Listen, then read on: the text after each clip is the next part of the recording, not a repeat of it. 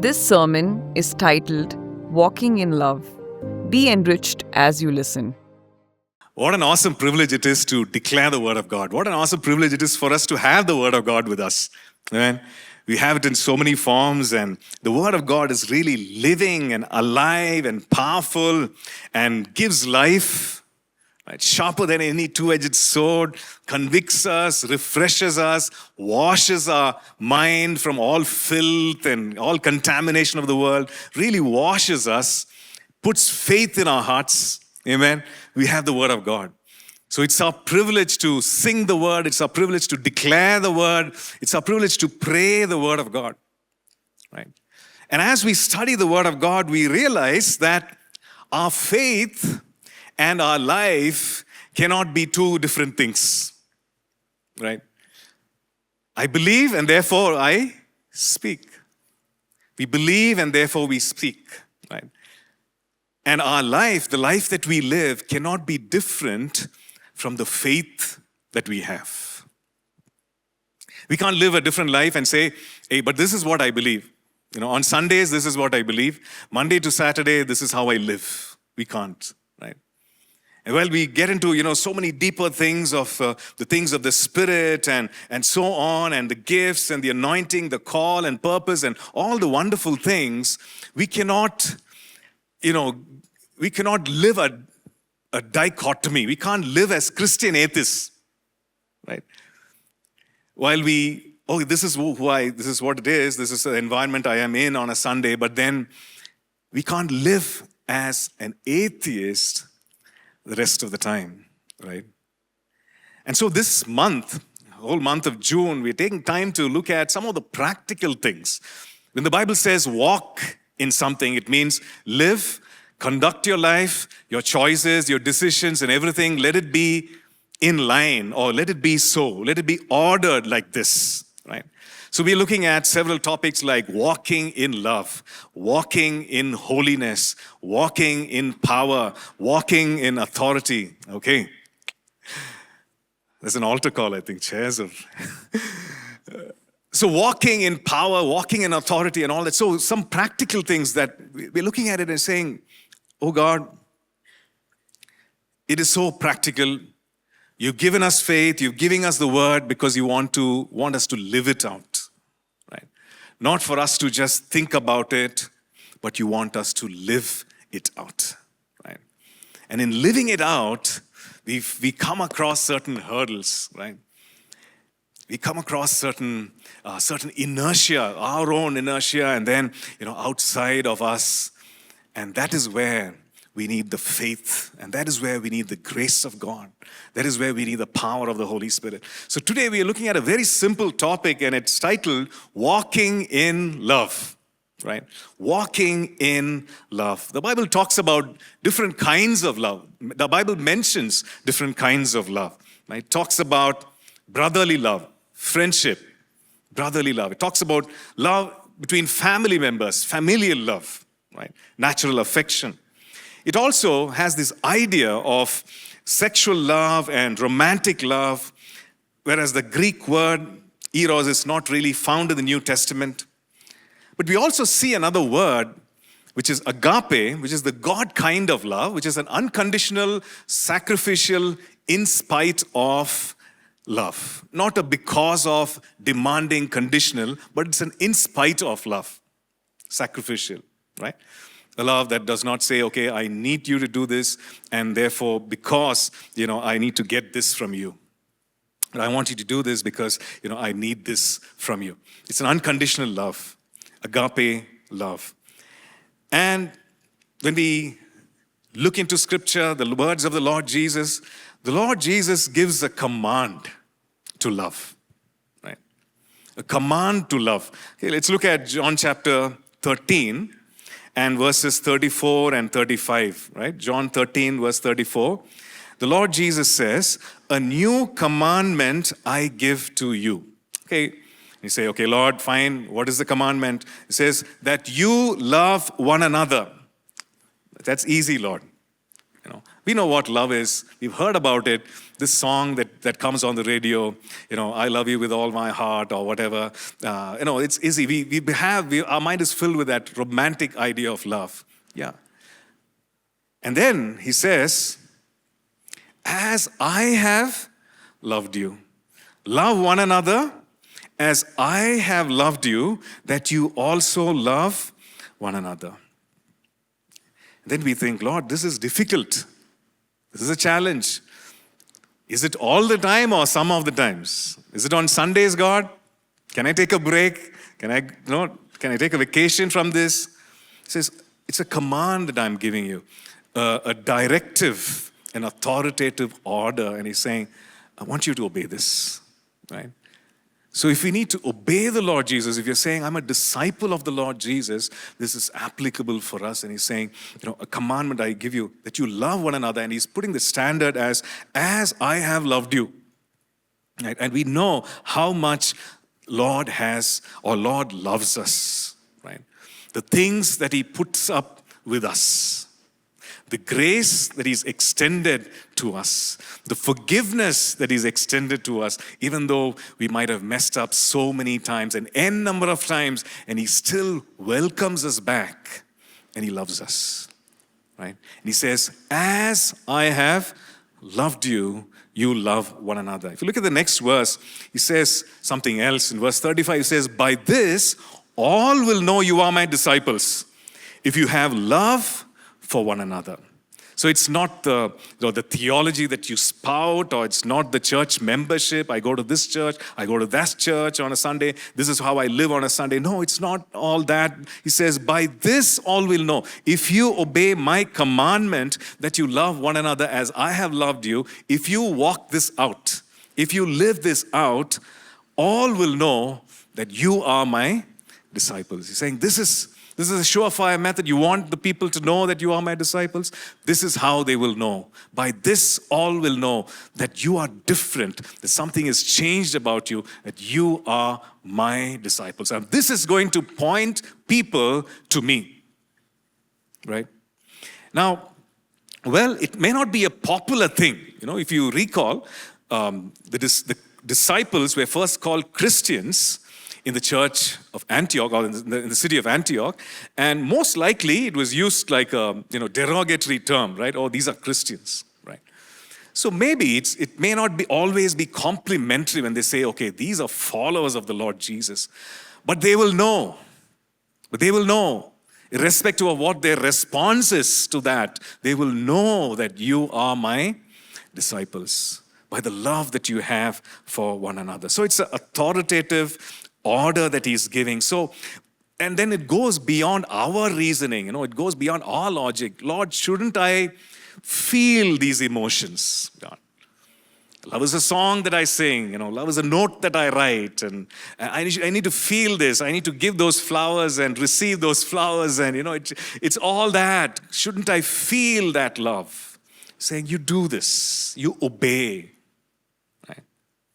And so we understand something. He's talking about something very practical. He's talking about a tough love, a difficult love. He's saying, obey this. It's a commandment, right? Like a commandment to live a holy life. Like a commandment to live a righteous life.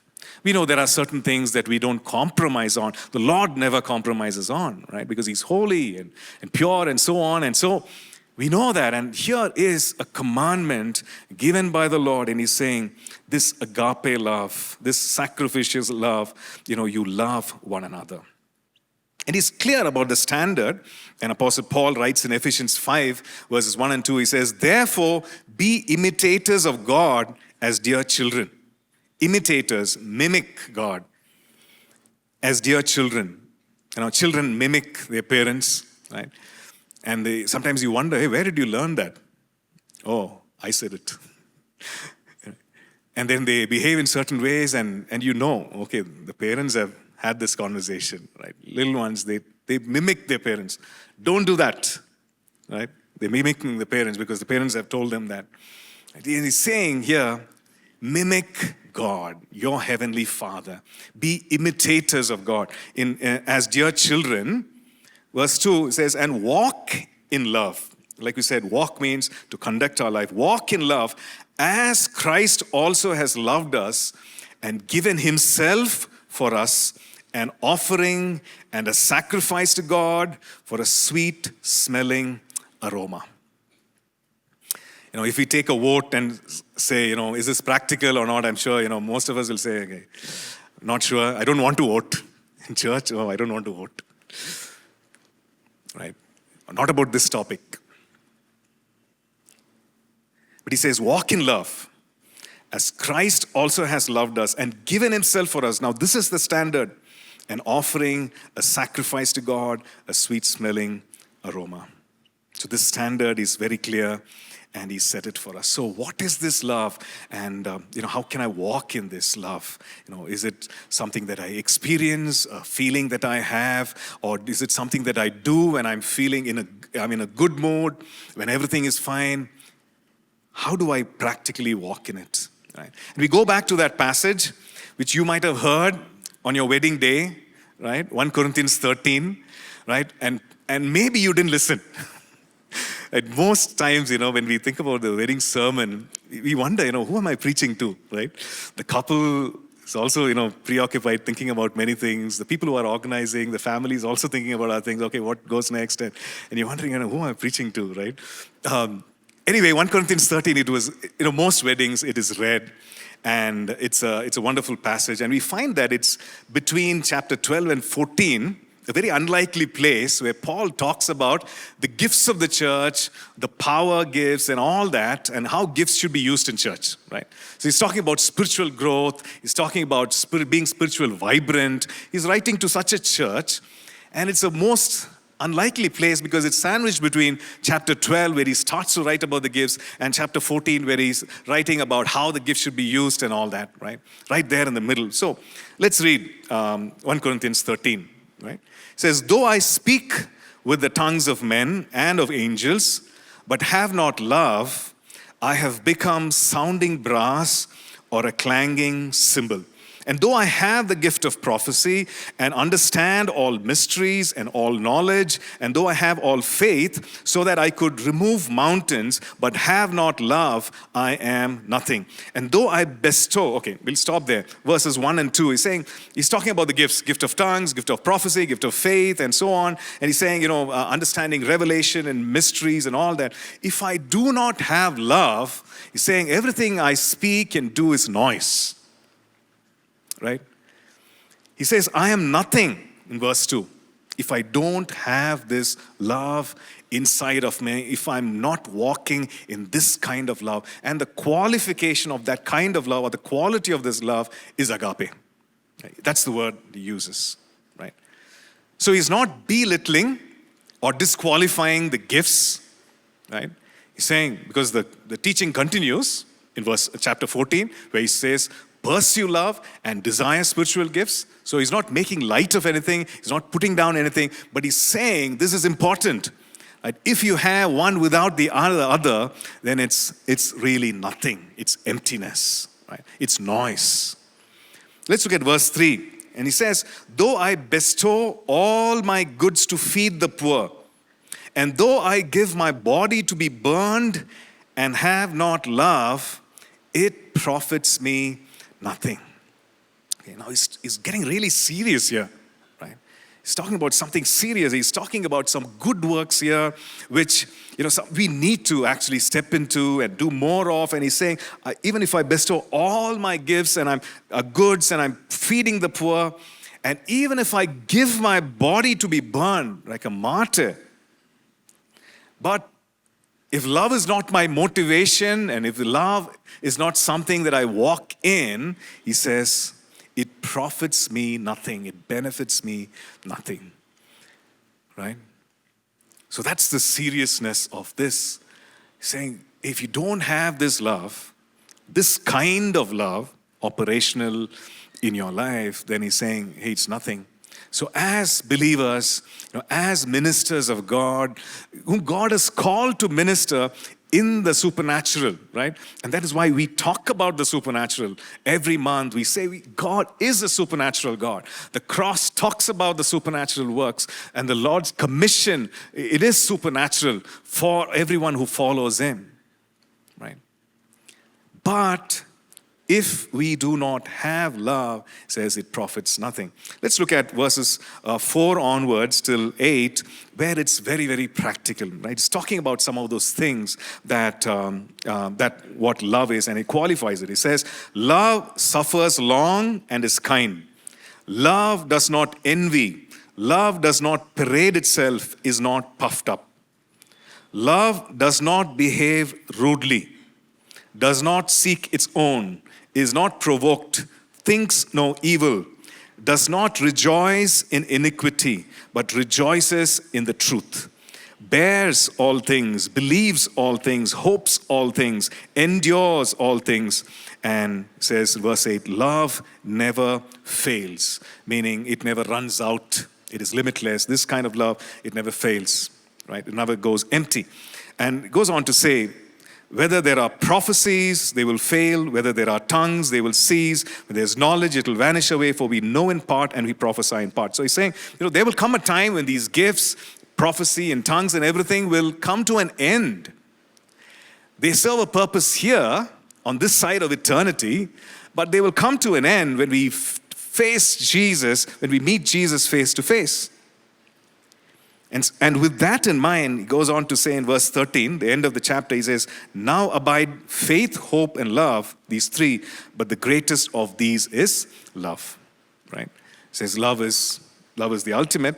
And he goes on to say, the next chapter, verse 1, pursue love, pursue this kind of love, go after it, ensure that it's there in your life, and desire spiritual gifts. So we're just looking at this aspect of pursuing this kind of love, walking in this kind of love every day in our lives. So different facets of this love, saying love is patient, right? Love waits, lust rushes. Lust is in a hurry, love waits. And that's there something for us all, young people and others also. Love is patient.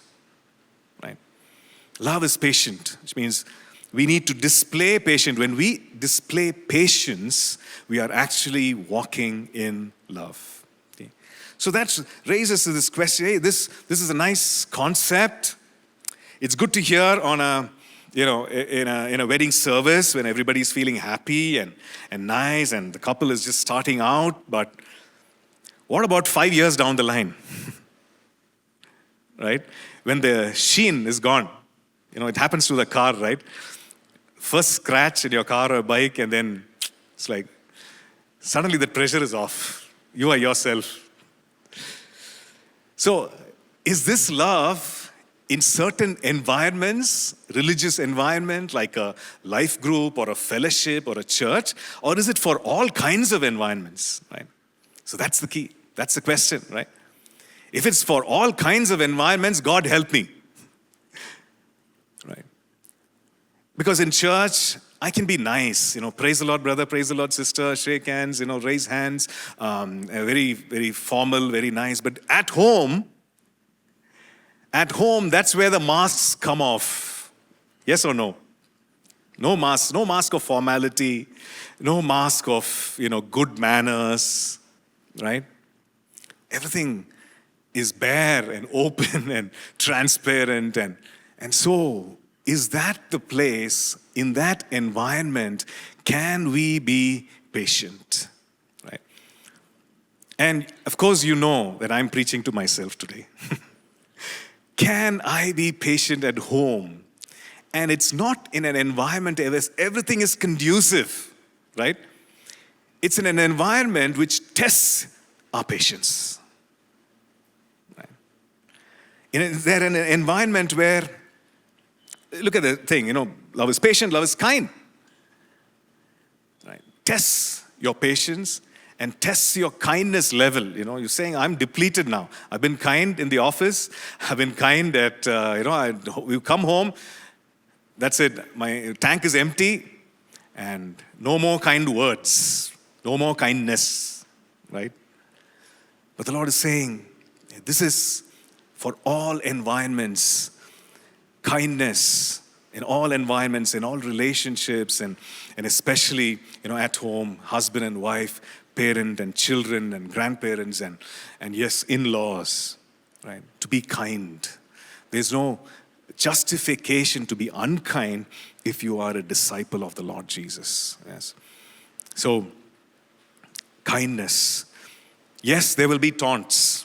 Sometimes, as husband and wife, we have mastered the art of tauntology. If there's something like that, we taunt each other. We know what the buttons are, especially, 5 years, you know it, not even 5 years, this is the button. If I push this button, that's it. This person is going to go ballistic. So you're waiting for that right moment and then push the button, right? So there's a taunt which comes and we respond with a missile. That's it. And we know we have won. Glory to God. But the thing is, it is for us in these situations, right? It seems so impractical. Lord, how can I respond in kindness? It says not being jealous. We're not comparing, our salary levels. We're not comparing anyone's, career. Not jealous, not proud or arrogant or boastful. And we see this typically in Indian families and, in in-laws and outlaws. And, we see this, right? One party is, boastful, prideful, and they expect the other side of the family to be subservient and all that, and saying, yes, sir, yes, sir. No, not proud, not arrogant, not boastful, not rude or ill-mannered, not selfish, self-centered, with a what's in it for me kind of mentality, not self-promoting, not irritable or easily angered. Right? That's what it says, not provoked, which means that we really need to work on our walk. I need to work on my walk. Can we say that together?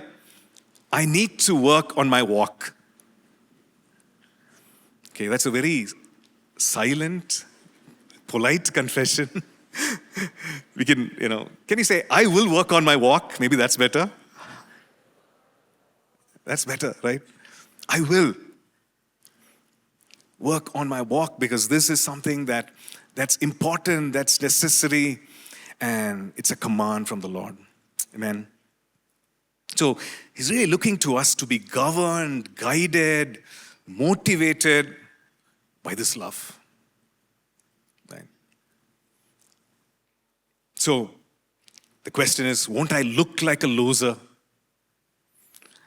Then you say, brother, okay, church environment, fine. We are, discussing the Bible, all that, Somebody comes with a different reference point altogether, right?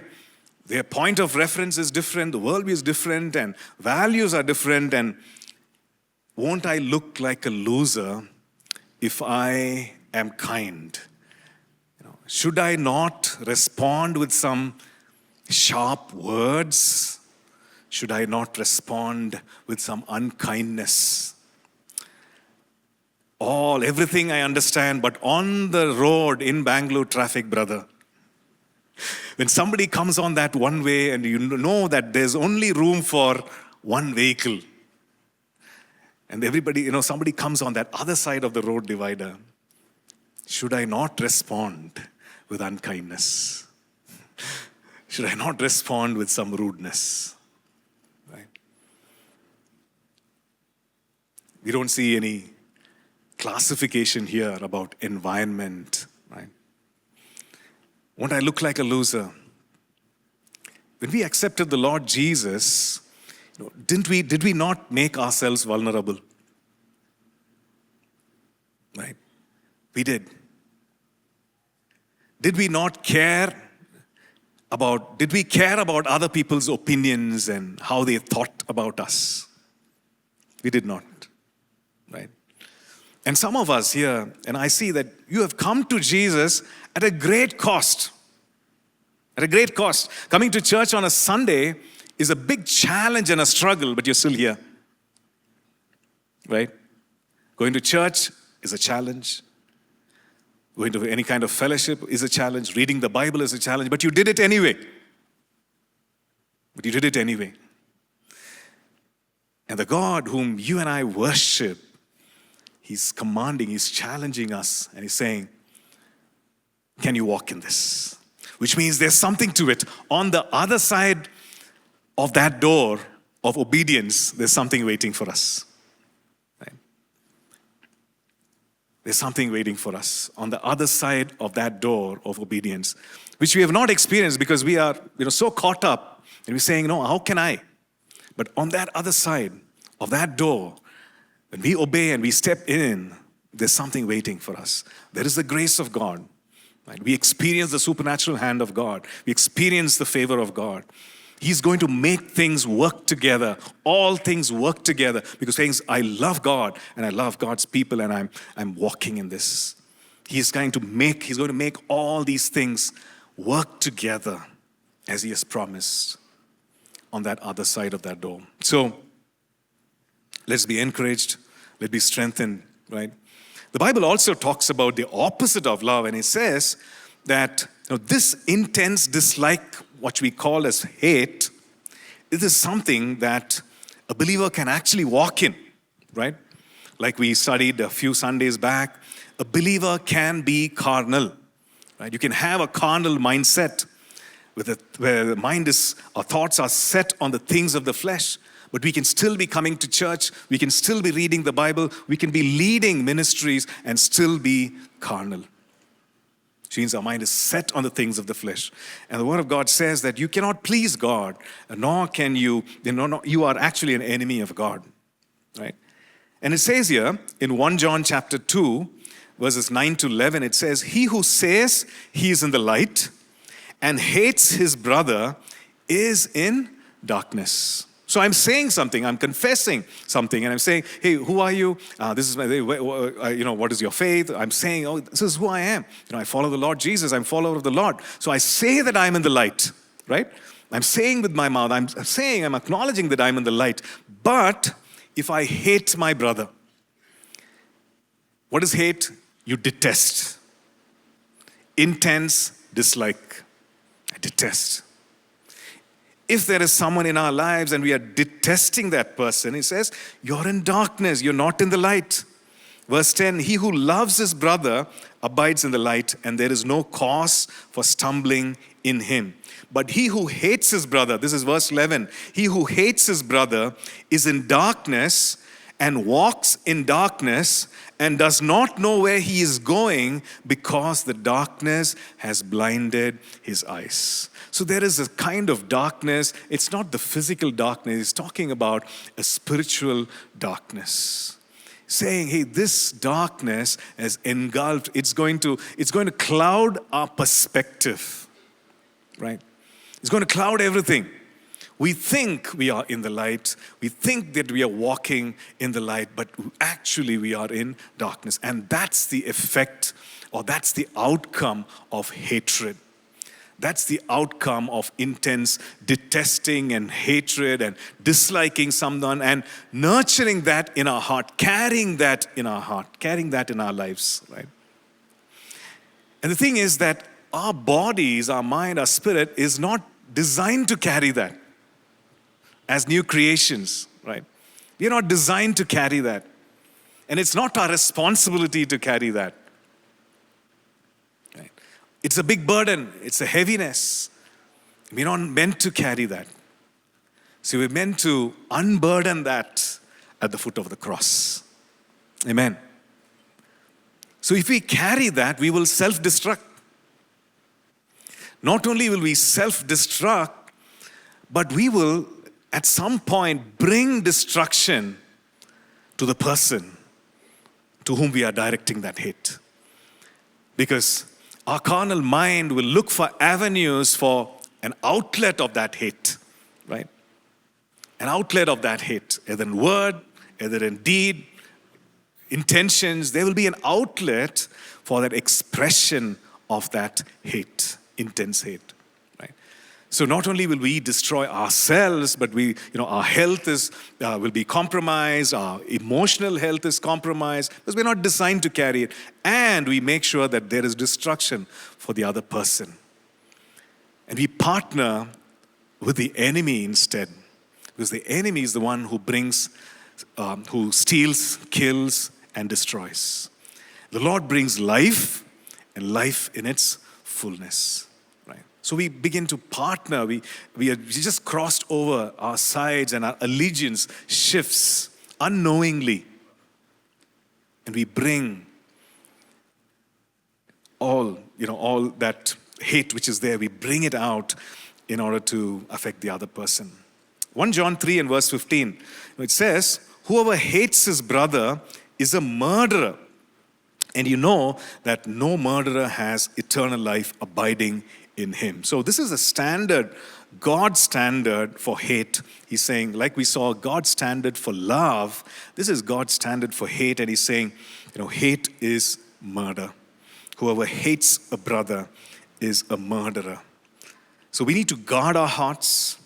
We need to make sure and be alive, be alert, and make sure that we don't allow hate to enter in. That we don't allow hate to overwhelm us. Maybe we feel that dislike and detest and all that, but we deal with it with the love of God. Amen. Easier said than done, but it needs to be done, and it can be done. Another thing which we see in scriptures is that love does not mean that we avoid the truth.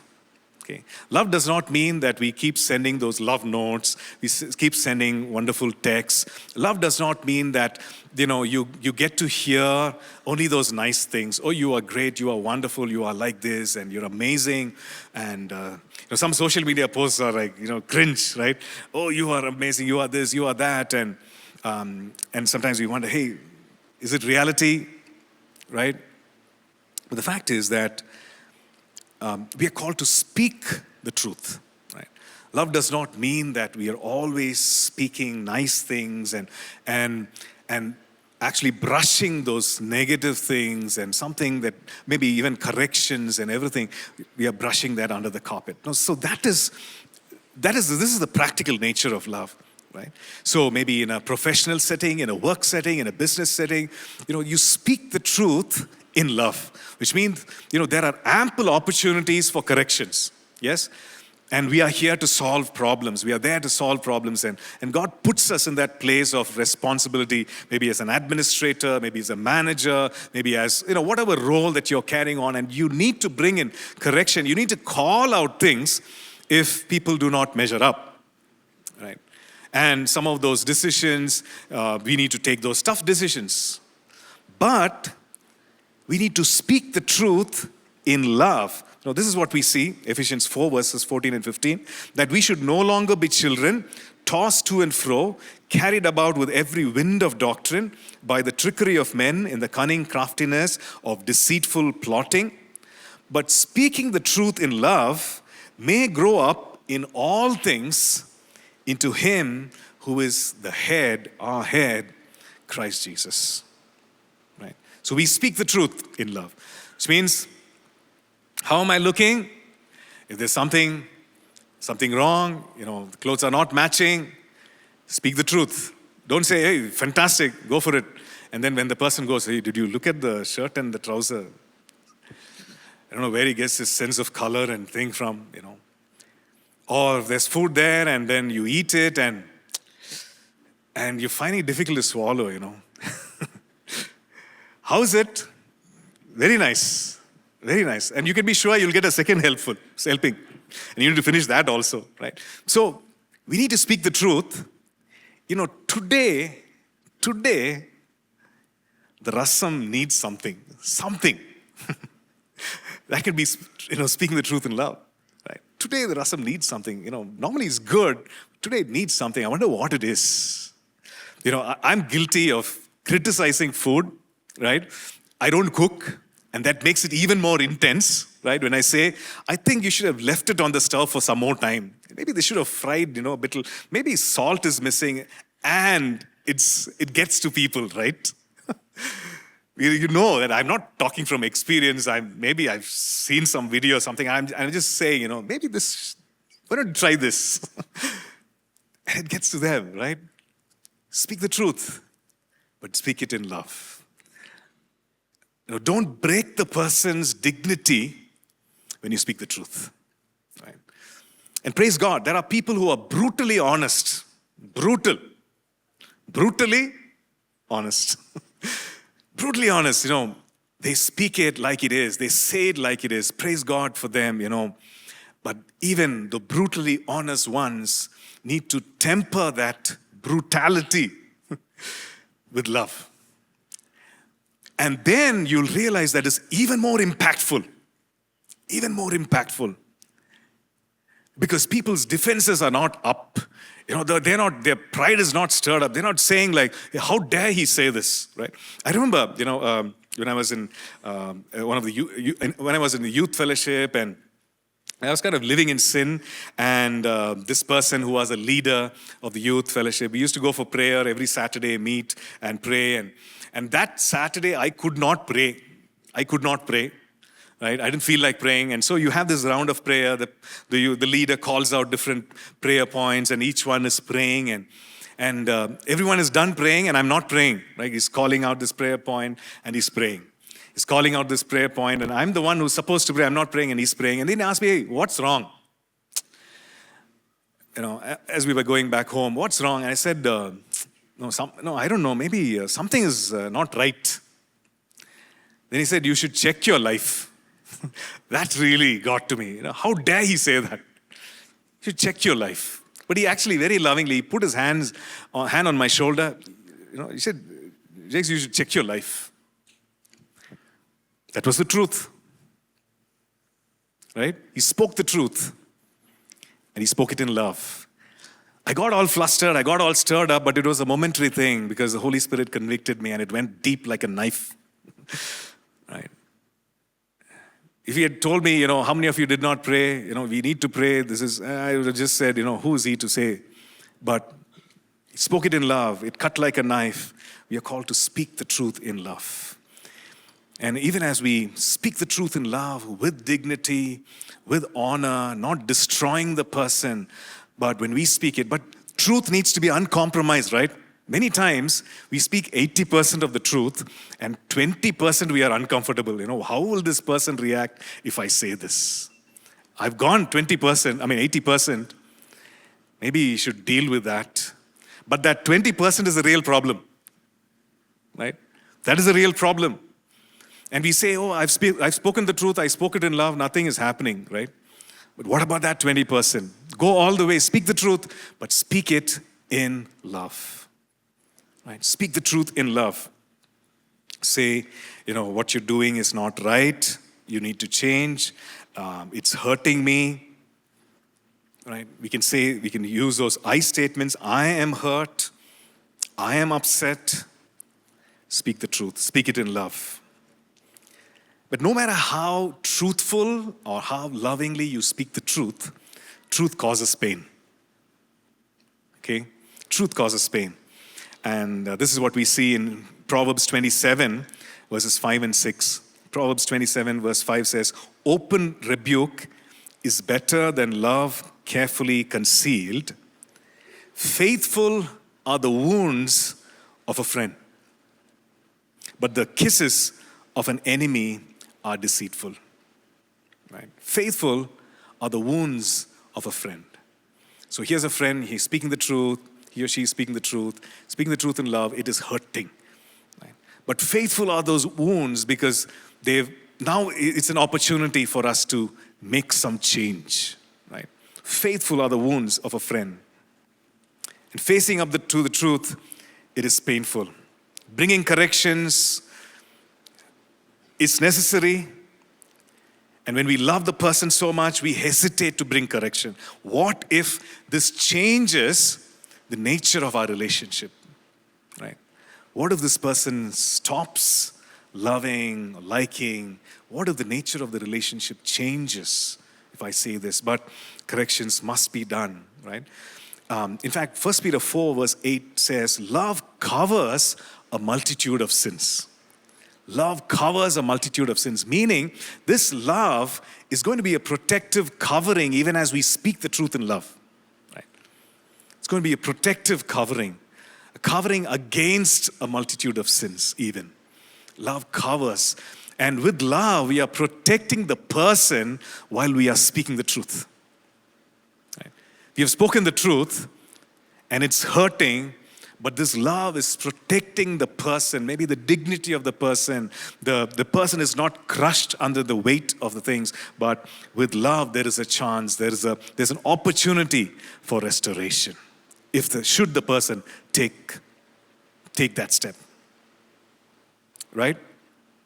And so coming back, we see that love addresses sin and it does cover and protect the person from what could destroy them. So love covers a multitude of sins, but we are called to speak the truth in love. So the standard for God's love seems to be high enough that sometimes we hear it and we say, that sounded nice as a sermon. But I live in a hostile environment. We live in a real world. How will this work? Right? How will this work? Even if I want to, step through that door of obedience, I don't think I have the ability. My emotions are too stirred up when such things happen. I don't think I have the ability. Which is why, God provided something for us, facilitated something for us. And we see in Romans chapter 5 and verse 5. Now hope does not disappoint, because the love of God has been poured out in our hearts by the Holy Spirit. Right? The love of God has been poured out in our hearts by the Holy Spirit. Now Satan's job is to lie, because he is the accuser of the brethren, he's the father of lies, and the lie that he gives us is that you don't have the capacity to love. Right? Or even if we read this verse, I don't feel any love. I don't feel any God kind of love in me, and therefore I don't think I can, right? And as long as we agree with Satan, and as long as we give in to those lies of the enemy, we will never be able to express this God kind of love. But when we embrace the truth and say, yeah, this is what God says, this is what God's word says, and so I have the capacity to love. And it is not something that I developed on my own, but the Holy Spirit, it has been given to me by the Holy Spirit. He has poured His love in my heart. Amen. And so we can agree with God, say, yes, Lord, I have received the God kind of love. I have the God kind of love because I have the indwelling presence of the Holy Spirit. Amen. Amen. So can we say that I have the God kind of love poured out in my heart by the Holy Spirit? I have the God kind of love poured out into my heart by the Holy Spirit. Now, if we make that our declaration, we are agreeing with the truth. And when we declare the truth, when we agree with the truth, we will experience the power of the truth of God's word that we are agreeing with and declaring. Amen. Amen. And also we see that the work of the Holy Spirit, not only just to pour His love, God's love in our hearts, but to bring that fruit, to bring that quality to fruition. Right? Galatians chapter 5 and verse 22. But the fruit of the Spirit is love. But the fruit of the Spirit is love. So agree with the Spirit. Agree with the word of God. And say, Lord, I want more of you. Lead me, God. Lead me, God. I want to develop. Let this fruit of love be developed in me. Work in me, God. Work in me. Right? And now, everything within you is going to not quietly say, I also agree. The flesh is going to challenge. The flesh is going to revolt, right? Because the word of God says that the flesh struggles, contradicts the Spirit, right? So the flesh will say, hey, I've been part of you. When we're saying flesh, we're talking about the bodily appetite. We're saying flesh, we're talking about the unrenewed mind, right? A mind which is not in agreement with the word of God. So the flesh will say, I have been part of your life for so long. Why are you changing? Why are you changing now? Why should you change? You're fine as you are. I've been part of your life. We are good friends, right? Why are you leaving me? Why are you killing me? Right? The word of God says, by the Spirit, if you put to death the deeds of the body, you will live. And if we walk by the Spirit, if we live or walk according to the Spirit, we will not fulfill the lusts of the flesh. Amen. So God is with us. He has set the standard very high, but He's with us to help us, to encourage us, and to cheer us on as we walk in love. Amen. Just want to call the worship team. And even as we pray, even as we receive, maybe some of us are saying, I've been discouraged. I've walked in love. I've tried to walk in love. And all I've got in response is, negative stuff. I've got hate. I've got negative stuff in response to this, so it doesn't seem to be working, so I've given up. Some of us are hurt to that point we're saying, I don't have any more strength. And maybe some of us are saying, I've been hurt before, and so I've built a wall. I've built a wall, around me, and it's strong, impenetrable.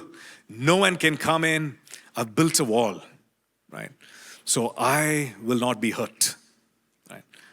I've done my bit. And this is what I got in return, so I've built a wall around me. No more friendships, relationships, all that is not for me. And so I will walk, I'm just a one-man army, I'll just live my life and I'll go. Some of us have built that wall around us, right?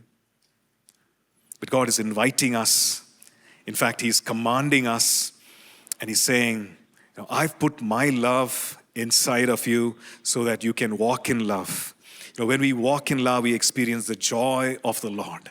The joy of the Lord, which is our strength. So there's a freshness that's coming about us. There's a joy of the Lord, and there's really a spring in our steps, right? And there's a restoration of vision. There's a restoration of purpose as we walk in love. And the Lord is calling us to do that. Let's just take some time to just pray, commit ourselves into His mighty hands, and just pray and ask the Lord, Lord, you enable me. You enable me, God.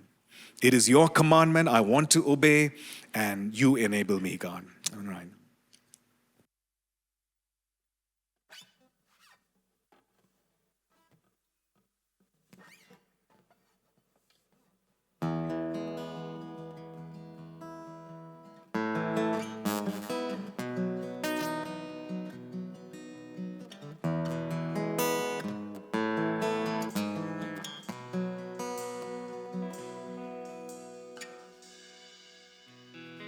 Lord, you're beautiful. Your face is all I see. For when your eyes are on this child, your grace abounds to me. Oh Lord, please light the fire that once burned bright and clear. Replace the lamp of my first love that burns with holy fear. I want to take your word and shine it all around, but help me first just to live it, Lord. And when I'm doing well, help me to never see the ground, for my reward is giving glory to you.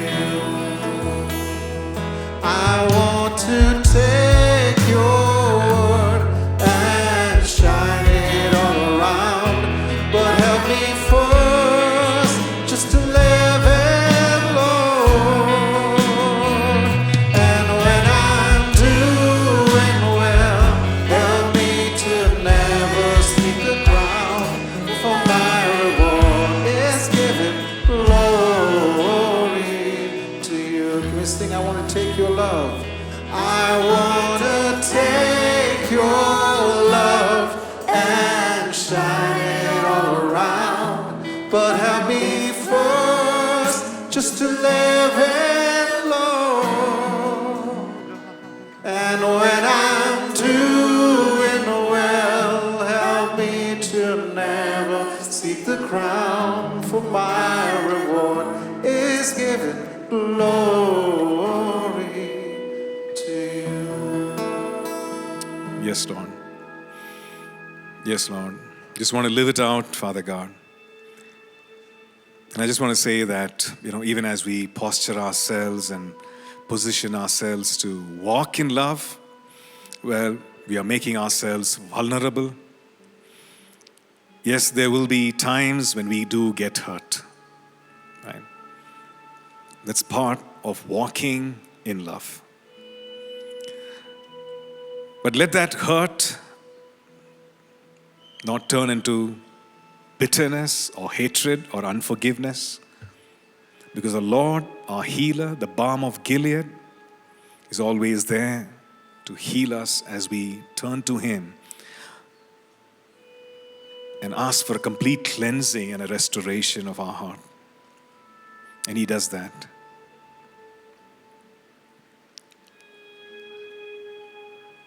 And so maybe we can just tell the Lord, Lord, I make a decision again, God, to live like you want me to. I don't want to be living a life like a Christian atheist, God. What I profess and how I live, let it be one and the same.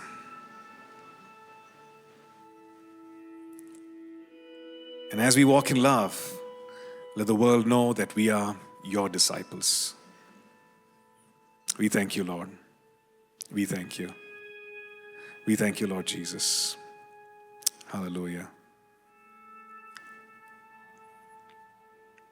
We thank you. Come, Holy Spirit, have your way. Can we just invite the Spirit of God to work in us? May He touch, reassure that He's with us. May the Lord do that today, right now. And even as we say, Lord, I will, if we say, I will to Him, then He will make us able by His power, by the work of His Spirit. He gives the ability to carry out the I will that we are giving God. Thank you, Lord. Thank you, Father. Thank you, Lord, that journeying with you is so practical, God. It's an everyday thing. And it's not a life of denial, but it's a life of facing those mountains. It's a life of speaking to those mountains. Yes, it is a battle at times. And Lord, we know that you have won the victory for us. And so we face those battles, Lord, with a victorious mindset, knowing that He who is in us is greater than he that is in the world. And Lord, even as we walk in love with this mindset as sons and daughters of the Most High God. For we have been loved by majesty. For there is no condemnation to those who are in Christ Jesus, who walk in the Spirit and not according to the flesh, according to the law of the Spirit of life. For there is no condemnation, even as we walk with Jesus. We thank you, Lord. We thank you, Father God. Lead us from strength to strength and from glory to glory. We thank you. We thank you, Lord. If some of us are here and saying, my heart is feeling numb. I don't feel anything. May the Lord open up. It's like a bottle being opened, and may the Lord open up and may He pour in what has been closed. May the Lord pour in. May the Lord reach in. When we close ourselves to people and to certain environments and all that, we even close ourselves to God unknowingly. And we say yes to Jesus. May the Lord pour in. May the Lord write upon our hearts. And His words bring life. They are spirit and they are life. Thank you, Lord.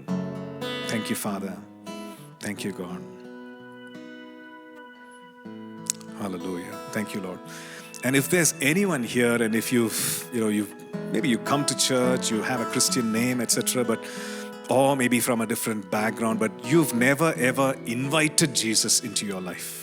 This Jesus who loves us so much with a sacrificial love, and maybe you've never ever invited Jesus into your life, you can do that this morning. And it's a simple prayer, it's a simple conversation with Jesus and saying, Lord Jesus, I believe that you are who you say you are. I believe that you died on the cross. I believe that you died for me. I believe that you rose again to remove my sins which were separating me from you. So Jesus, come into my life. You can pray that.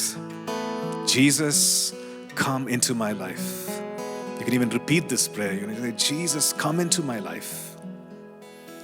Change me, Lord. Forgive my sin.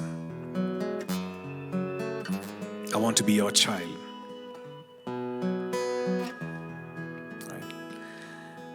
Maybe you're watching online, and maybe you're here in person. And if you prayed that prayer for the first time, right? For the first time ever, we just want to acknowledge who you are. We want to give you some resources. And so if you can just put your hands up, please. Right where you are, you can just put it up and put it down again. For the first time, if you ever prayed this prayer. Is there anyone? First time, I'm praying this prayer. I'm inviting Jesus into my heart. Anyone for the first time? Okay, somebody there? Okay, somebody's here. Okay, next to Kani. Okay, praise God. Anyone else? No, just be bold and say, just put your hand up, and ushers will give you what we call as a first steps packet, right? First decision. And there's a card that you can fill and hand it back to us, and somebody will pray with you, call you, pray with you, and help you start your journey with Jesus, right? Those of you who are watching online, right, you can put that on the chat as well. I prayed this prayer, and we can get in touch with you, right? Thank you so much for doing that. Amen. Amen. Father, we thank you, Lord. Thank you. Help us to walk with you, for you are awesome, amazing. You're such a friend. We thank you for your eternal arms are all around us. Give us the wisdom, Lord, for those of us who are in hostile environments, Lord, whom you have commanded to walk in love. Give us the wisdom to walk in love. Give us the wisdom to speak the truth in love, Father God. Even as we enter into another new week, even as we start this new month, Lord, we want to live for you, Jesus. We thank you. Now may the grace of our Lord Jesus Christ, the love of God the Father, and the fellowship of the Holy Spirit be with us, remain with us as we walk with Him and as we walk in love. In Jesus' name, amen. Thank you for listening. We trust this message was a blessing to you.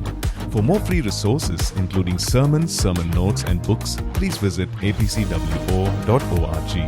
For information on APC Bible College in Bangalore, visit apcbiblecollege.org. Do remember to download the All People's Church Bangalore app from the Apple or Google Play Store.